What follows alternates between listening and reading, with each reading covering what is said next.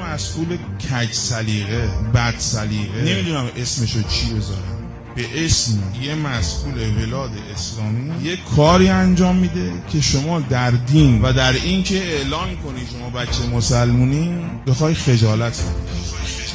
من یه آدمی هم 20 ساله دارم کار فرهنگی میکنم، متخصصم و به عنوان یه متخصص دارم نظر میدم، میگم آقای فلانی ای کاش شما در این بلاد اسلامی این 74 ضرب شلاقی که به این خواننده زدی ای کاش نمیزد، ای کاش به عشق امیرالمومنین میرخشیدی، انقدر قشنگ میشد، انقدر زیبا میشد، انقدر خوب میشد. آقا نمیشه شما اسم امیرالمومنین ببری عملت امیرالمومنینی نباشه، نمیشه.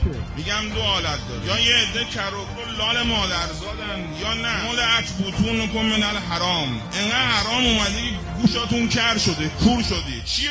آقایون بزرگوار دارن با امیرالمومنین میجنگن، دارن ریشه امیرالمومنین رو تو این مملکت خوش میکنن و اگر تو مغز یه عده هم من و شما انداختن که اینا باید برن، اونا باید بیان، اینا باید برن. یه چیزی به شما بگم، من بچه سید که هیچ سیاست نمیدونم دارم به شما میگم، مملکت و جامعه‌ای که نعوذ بالله بعد از این جامعه بخواد تو این مملکت حکمرانی کنه، یا ایران تجزیه شده است یا ایران مستعمره است. هیچ برای من شما نمیذارم. اگه دارم داد میزنم بخاطر اینکه ما شیعه امیرالمومنینیم، دارن علی رو اما میگیرن.